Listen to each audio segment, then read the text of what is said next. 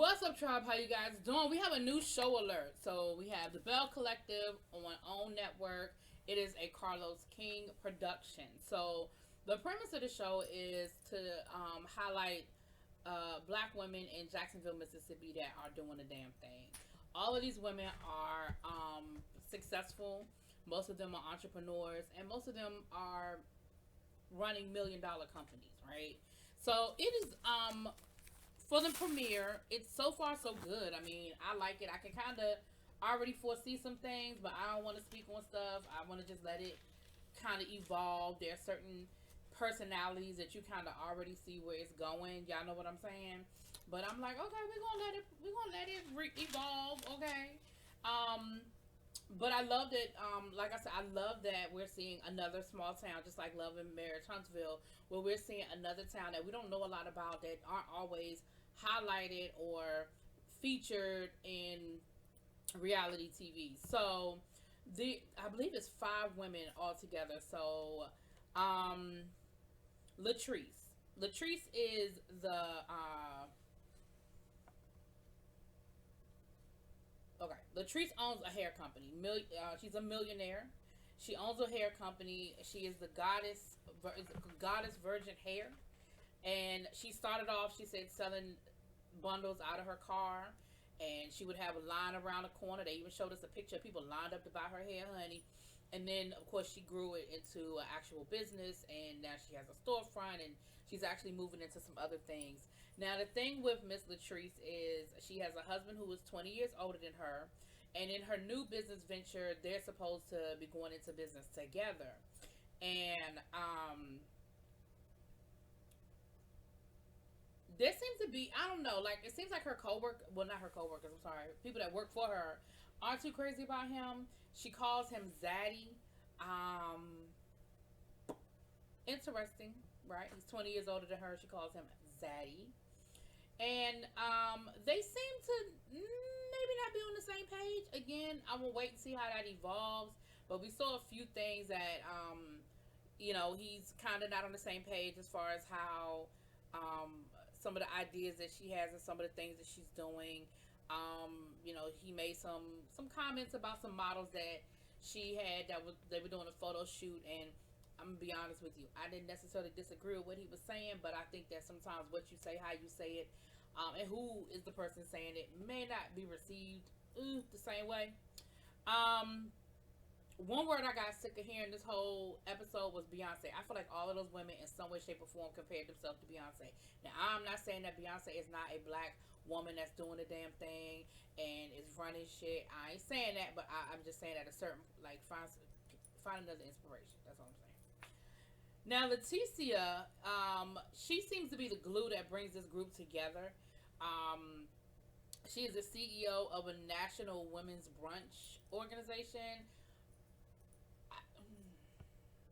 I haven't quite figured out how that translates into $1 million company, but okay, you know. But her brunches bring black women together so that they can sort of network and get into the right rooms and do businesses and stuff like that. And there's nothing wrong with that. Like, I think the premise is absolutely a great premise. And she says she does these brunches all the time. They're, high end. It's sort of like if you get an invitation, it's like, oh my goodness, I have elevated because I've been invited to one of these brunches. We're going to get to the brunch in a minute because we actually do see the brunch. Um, Now, what she has an idea. Her idea is to rebuild. I think it's pronounced Farrah Street. I think Farrah Street. Now, Farrah Street was like the center of Black Jacksonville, probably in the height of segregation. It was where Black people had their businesses. It was where because we know during segregation, especially in the Deep South, Black folk didn't shop at white folks stores. They ain't go to the movies. They ain't go to the theater. They ain't eat. There was and a lot of cities had this strong black community during segregation. I'm not gonna go on a history lesson. I'm gonna keep it light.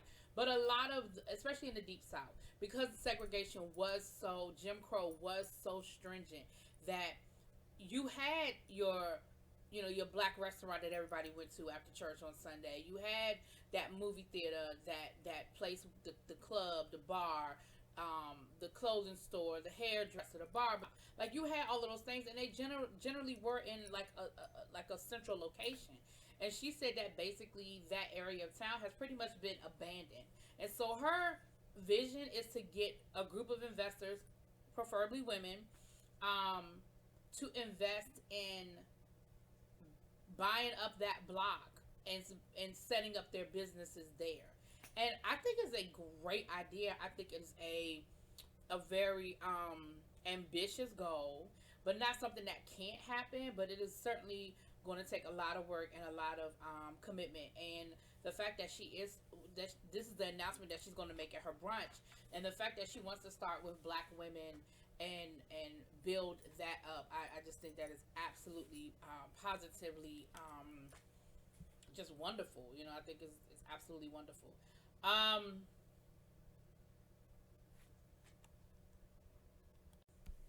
Now, business wise, Miss Leticia looked like she kind of got it going on. Personally, so her husband works on, I think she said a tugboat.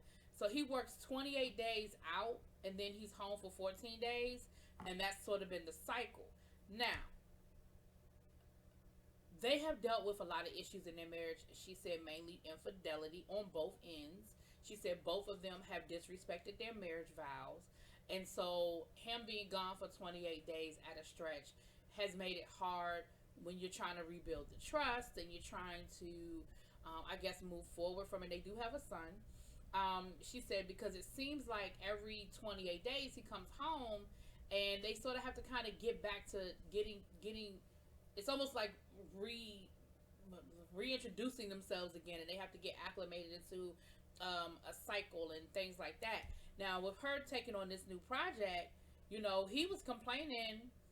I think I might be moving ahead of myself, but it's gonna be a struggle for her working on this project with the Fair Street and balancing her marriage. I think I might be moving ahead a little bit, but okay. All right.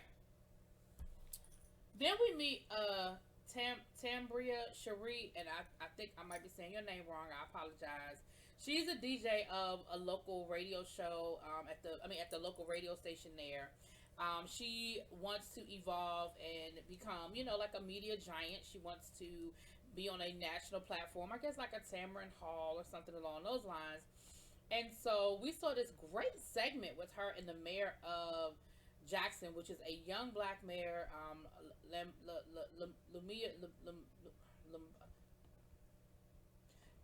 a young Black mayor, really really nice looking guy, and they were talking about the Confederate flag coming down. So this, although I didn't see a whole lot of masks, this was filmed post COVID because they're speaking of COVID and the civil unrest and the fact that the governor of Mississippi finally move forward with legislation to change their state flag because their state flag was the Confederate flag. And so they spoke about that and the significance of that. And, you know, he said something that I appreciated. He said, I want to acknowledge the people who were there before was a popular opinion. Like the people who have been fighting to change the flag before Black Lives Matter, before the civil unrest of this summer, not to negate what they did, but the fact that people, oh, I just dropped my notes. The fact that people were standing in the trenches long before, you know, it was popular. So then we have Miss Antoinette. Antoinette is from Michigan originally, so she's not a native Mississippian. She's from Michigan, and she is a dentist. And she is actually coming out of a marriage. She was with her husband. Altogether, they were together. They were together for 7 years, but they were married 3. And he's white.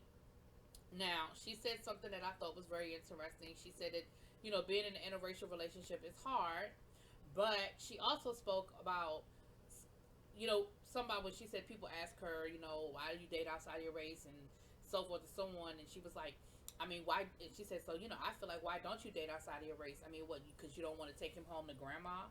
I mean, she just had to get over it. And I was like, I mean, there are a lot of reasons why people don't date outside of their race. But anyway, sounds like the marriage was really rocky. We see her, she's opening up her own practice, and originally she was supposed to go into business with another doctor, but I guess they pulled out. Um, they keep that very open ended. Like, she didn't give a lot of specifics on why that sort of fell through. I wasn't sure if it was her husband was the other doctor, and because of the divorce, it's not happening, or if it was just another doctor that pulled out. Either way, she's taken on the whole project, and it's going to cost her about $500,000 to renovate this building that she, I guess, bought, to create the space to, turn it into what she needs it to turn into. And so, she was kind of like, ooh, $500,000, like, wow, that's a lot of money. And then we see her call her dad, and I'm thinking, okay, is this going to be another one of those my dad is going to help me out kind of things? But it really wasn't that. I mean, she was just calling to check in and show him the space. She said, I'm here by myself, and so my dad sounds like she's a daddy's girl. He worries about me, and so I have to let him know that I'm okay. And I thought it was interesting that when she talked about how expensive the practice with the renovations were going to be, he was like, well, have you told your husband, your ex-husband? And she was like, no. Like, I want him to see me doing better than the way I left him. I want to be, when he see me, be like, oh my goodness, I'm impressed, look at what you did without me. So I feel like he was successful. I mean, we don't see his face is blurred out on all the pictures and everything, but I think there's definitely a dynamic there that hopefully we'll get more information on as we move forward, right? um is that, oh, last but how, Lord, I don't know how I'm gonna forget her. Last but not least is Miss Marie. Now Marie is gonna be the loudmouth. Marie seems like one of those people that feels, y'all know people who are like, I'm not rude, I'm just honest. People just can't take my honesty. Yeah, it's okay with being honest, but that you don't have to. But you don't have to be rude to be honest. Like, you could be honest and straightforward and be real without being rude. And I don't know if Marie has figured that out yet. But first episode, we're gonna learn.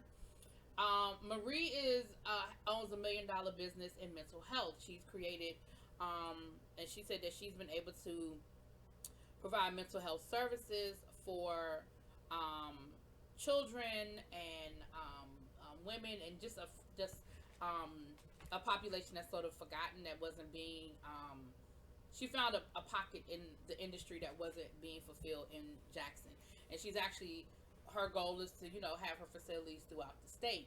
She's branching out into substance abuse because her mom was is a substance abuser. She said from the age of 9, she's grown up and seeing her mom be on drugs and really not understanding why she chose drugs over her family. And the minute she said that, I was like, girl, you need to go talk to some of your own people, because the addiction is the addiction. They're not making a conscious decision to choose the drugs over the addiction. It's not a conscious decision. But child, I'm gonna get off that soapbox. Moving on. She has 4 children and 2 grandchildren. Has a husband. She's working on her PhD. So I feel like Marie, I ain't mad at you. You doing the damn thing, girl, right? Like, you doing it. But you got a lot going on. You juggling a whole lot, right? So those are the ladies. I believe I got everybody. We got the hair. I dropped my notes, so I feel like I got everybody. Okay. Now, here's the thing that we saw in this particular episode. So first of all, we see that Antoinette, the doctor, and the woman that owns the hair company, they're friends. Okay, I don't want to compare these characters to any other show, but I'm just saying they're friends, and they're sort of mean girls. Very shady. We saw Annette was at the Porsche dealership talking about she needs some shopping therapy after, I'm thinking, your contractor just told you about to spend $500,000, and your first thought is to go buy a Porsche. And so she invited Latrice to come with her. And the whole time they were there, they were talking about this brunch, and they were being really, in my mind, being real shady about the brunch and who was going to be there, and this, and this, and this, and that. And then talking about they just wonder if I pull up in one of these, what do you think they'll say if I pull up in this? How do you think they're going to feel if I pull up in this? And I was like, see, you one of them people that's worried about what other people going to think about you and the appearances. Okay, girl. Moving on.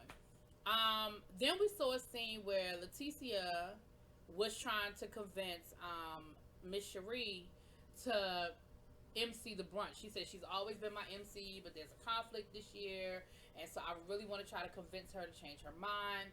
But Cherie was like, "Girl, you know I would if I could, but I can't make it."